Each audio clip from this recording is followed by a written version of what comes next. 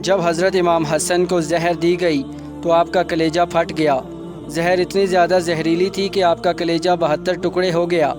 حضرت امام حسین آپ کے پاس آئے اور پوچھا، بھائی مجھے بتائیے یہ کام کس نے کیا؟ حضرت حسن نے لڑکھڑاتی آواز میں کہا کہ وہ عورت۔ بسم اللہ الرحمن الرحیم۔ جس وقت طبیب کو بلایا گیا تو طبیب نے کہا یہ زہر ہے اور زہر جان بوجھ کر لگایا گیا ہے۔ بہرحال امام کو شفا بھی ہوئی اور مدینہ آئے۔ اب کی بار جو زہر دیا گیا وہ یہ تھا کہ ہیرے کو پیس کر مشکیزے کے اندر ڈال دیا گیا۔ امام حسن رضی اللہ تعالیٰ عنہ 27 صفر کی رات سوئے ہوئے تھے۔ اچانک نیند سے بیدار ہوئے۔ حضرت زینب رضی اللہ تعالیٰ عنہ عبادت میں مصروف تھیں۔ آپ نے نیند سے بیدار ہو کر حضرت زینب رضی اللہ تعالیٰ عنہ کو آواز دی اور حضرت زینب امام کی طرف متوجہ ہوئیں۔ حضرت حسن رضی اللہ تعالیٰ عنہ فرمانے لگے کہ میں نے خواب میں نانا جان، امی اور ابو جان کو دیکھا کہ وہ مجھے جنت کی سیر کرواتے ہیں۔ میں نے نانا جان سے عرض کیا کہ کیا آپ میرے حالات سے باخبر ہیں؟ مجھے تمانچے لگائے گئے ہیں، میرے پیروں کے نیچے سے مسلح کھینچا گیا ہے، کتنا ستایا گیا، میرے سامنے مدینے کے اندر میرے والدین کو گالی دی جاتی ہے۔ یا رسول اللہ، میں اس دور سے گزر رہا ہوں۔ آقا علیہ الصلاۃ والسلام نے فرمایا کہ صبر کرو، تم بہت جلد ہم سے آ کر ملنے والے ہو۔ امام حسن نے ایک اور خواب دیکھا کہ آپ کے ماتھے پر قل هو اللہ شریف لکھی ہوئی ہے۔ یہ خواب جب لوگوں نے سنا تو خوش ہوئے، مگر آپ کے شاگرد سعید ابن مسیب نے جب سنا تو آپ سے فرمایا، مولا اگر یہ تعبیر سچ ثابت ہوئی تو بہت جلد آپ دنیا سے جانے والے ہیں، کچھ ہی دن بچے ہیں۔ یہ خواب سن کر سب لرز گئے تھے۔ حضرت امام حسن نے کہا، میں نے خواب دیکھا۔ حضرت زینب نے پوچھا یہ کیسا خواب ہے؟ امام نے مشکیزہ لانے کا کہا اور مشکیزے سے پانی پیا۔ اس کے اندر جو ہیرا پیس کر ڈالا گیا تھا وہ آپ کے پیٹ میں چلا گیا۔ روایتوں میں آتا ہے، مورخین لکھتے ہیں کہ آپ کے کلیجے کے 72 ٹکڑے ہوئے، بعض لکھتے ہیں کہ 80 ٹکڑے ہوئے، بعض نے لکھا کہ آپ کی آنتوں اور کلیجے کے 100 سے زیادہ ٹکڑے ہوئے۔ جب آپ کہہ کرتے تو وہ ٹکڑے ہو کر گرتے۔ سوچئے ذرا یہ ہیرا کتنا خطرناک ہوتا ہے، اگر اسے کانچ پر چلائیں تو کانچ بھی کٹ جاتا ہے۔ یزید صرف قاتل حسین رضی اللہ تعالیٰ عنہ نہیں ہے بلکہ حضرت حسن کا قاتل بھی ہے۔ اس پر تو سب اتفاق کرتے ہیں کہ یہ سازش یزید نے ہی رچائی تھی، لیکن زہر کس نے دیا اس پر تاریخ خاموش ہے۔ مولانا حسن بریلوی نے ایک عورت کا نام لکھا ہے، مگر مفتی جلال الدین اس پر خاموشی کا حکم دیتے ہیں۔ مورخین اس میں اتنے الجھے ہوئے ہیں کہ کوئی واضح موقف پیش نہیں کیا جاتا، لیکن پڑھے لکھے لوگ ہیں، ان کے لیے ایک بات ہے کہ زہر دینے والا کون ہے۔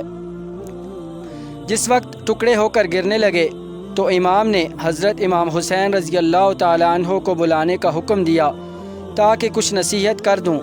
حضرت حسین رضی اللہ تعالیٰ عنہ آئے اور بھائی کے گلے مل کر خوب روئے اور کہنے لگے، بھائی بتاؤ آپ کو زہر کس نے دیا؟ اس لیے کہ سید الصابرین کا نواسہ ہے۔ بھائی مجھے جس پر شک ہے اگر وہی ہے تو اللہ بہترین انتقام لینے والا ہے، اور شک کی بنیاد پر کسی کو قتل نہیں کیا جا سکتا۔ اگر میں نے کسی کا نام لیا تو تم اسے قتل کر دو گے، اللہ بہترین انتقام لینے والا ہے۔ جب امام حسن نے امام حسین کو نہیں بتایا کہ قاتل کون ہے تو حتمی طور پر کسی کے بارے میں فیصلہ کر دینا کہ فلاں قاتل ہے تو یہ مناسب نہیں ہے۔ بہرحال جب صبح ہوئی اور لوگ جمع ہونے لگے تو حضرت امام حسن نے کہا، حسین میرا چہرہ کیسا نظر آ رہا ہے؟ حضرت امام حسین رضی اللہ تعالیٰ عنہ نے روتے ہوئے فرمایا، آپ کا چہرہ ہرا ہو گیا۔ مسکرا کر کہا، اس تکلیف میں مسکرایا ہے حسن جس تکلیف میں لوگوں کی ساری خوشیاں چھن جاتی ہیں۔ حسن مجتبیٰ نے جب سنا کہ چہرہ ہرا ہو گیا ہے تو فرمایا، حسین یاد ہے نانا کی حدیث معراج مکمل ہو گئی ہے؟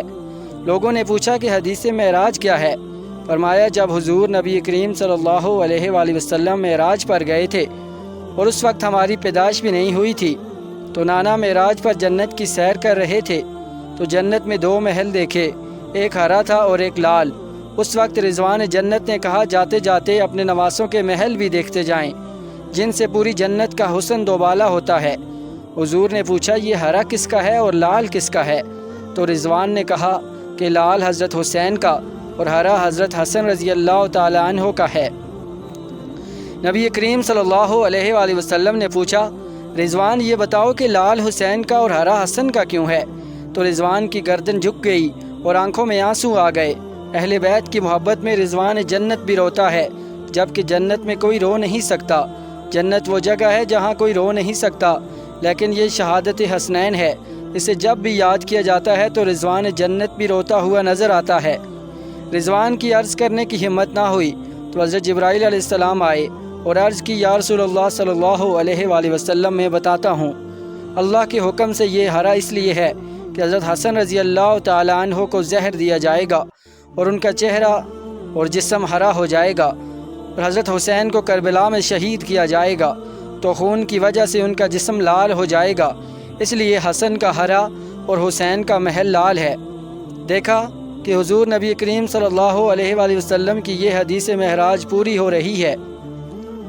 اس کے بعد حضرت حسن رضی اللہ تعالی عنہ نے لوگوں کو جانے کا حکم دیا اور گھر والوں کو ٹھہرنے کا کہا۔ اس وقت امام حسن کے 3 یا 4 بیٹے تھے اور بڑے بیٹے کی عمر اس وقت صرف 7 سال تھی۔ وہ بڑا خوبصورت تھا اور اس کا نام قاسم تھا، اور آپ کی بیوی کا نام ام فروہ تھا۔ ام فروہ قاسم کے سر پر ہاتھ پھیرتیں اور امام حسن کی جانب دیکھتیں، گویا ان کے سامنے اپنی بیوگی گھوم رہی تھی۔ ہائے بیوگی، ہائے بے بسی، ہائے بے کسی، لیکن کسی سے کچھ کہہ نہ سکتی تھیں۔ جب سب لوگ چلے گئے اور کوئی نہ بچا تو حضرت حسن نے اپنے بازو پر بندے تعویذ کو کھولنے کا کہا۔ ام فروہ نے جب انہوں نے تعویذ کھولا تو امام حسن نے کہا کہ میرے بیٹے قاسم کو میرے پاس لاؤ۔ جب بیٹا آپ کے پاس آیا تو آپ نے وہ تعویذ اس کے بازو پر باندھ دیا اور فرمایا، بیٹا ایک وقت ایسا آئے گا جب تو شدید مصیبت میں گرفتار ہو جائے گا، اس وقت یہ تعویذ کھول کر دیکھ لینا۔ اس کے بعد امام حسن نے اپنے بھائی حسین کو بلایا اور وصیت کی اور کہا، حسین صبر سے کام لینا، اور میری تمنا ہے کہ جس وقت میرا جنازہ اٹھے تو مجھے نانا کے قدموں میں دفن کر دینا، میں نانا کے قدموں میں دفن ہونا چاہتا ہوں۔ امام علی مقام ایک روایت کے مطابق 28 صفر کو، ایک روایت کے مطابق 29 صفر اور ایک روایت کے مطابق 5 ربیع الاول کو شہید ہو گئے، اس حالت میں کہ آپ کا پورا جسم ہرا ہو چکا تھا اور اندر کی آنتوں کے ٹکڑے قے کی صورت میں باہر گرے ہوئے تھے۔ جب حضرت حسن کی شہادت ہوئی تو آپ کی تجہیز و تکفین کے لیے جنازہ اٹھایا گیا، لیکن یہ بھی تاریخ کا بدترین باب ہے کہ جب جنازہ لے کر باہر آئے اور حضور نبی کریم صلی اللہ علیہ وآلہ وسلم کے روضے مبارک میں آپ کو دفن کرنا چاہتے تھے تو بنو امیہ کے لعین، جسے دنیا مروان کہتی ہے، جس پر نبی کریم صلی اللہ علیہ وآلہ وسلم نے لعنت کی تھی، اس نے کہا میں ان کو دفن نہیں ہونے دوں گا۔ امام حسین رضی اللہ تعالی عنہ نے کہا کہ میرے بھائی کی وصیت ہے، میں دفن کروں گا، یہاں تک کہ مورخین نے لکھا ہے کہ اس ظالم نے تیر نکالا اور امام حسن کے لاشے پر چلانا شروع کیا۔ ایک بندہ جو پہلے ہی شہید ہو چکا ہے، اس کے اوپر تیر چلانا، اور وہ ہو بھی جنت کے جوانوں کا سردار اور نواسہ رسول صلی اللہ علیہ وآلہ وسلم۔ اللہ اکبر۔ لوگ کہتے ہیں کہ یزید اور مروان کو لعنتی نہ کہو، انہوں نے ایسا کچھ نہیں کیا، تو انہوں نے یہ کیا ہے۔ مرے ہوئے کا تو دشمن بھی احترام کرتا ہے۔ مروان کیسا ظالم اور لعنتی تھا کہ نانا کے قدموں میں نواسے کو لے کر جا رہے ہیں تو تلوار سے جنازہ روک لیا اور تیر چلانے شروع کر دیے۔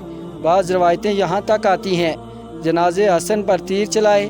حضرت زینب رضی اللہ تعالی عنہ نے کہا کہ فاطمہ کے 2 بیٹوں کے جنازے میں نے دیکھے ہیں، حسن کو تو 2 بار کفن ملا مگر حسین کو 1 بار بھی کفن نہیں ملا۔ لوگوں نے کہا کہ حسن کو 2 بار کفن کیسے ملا؟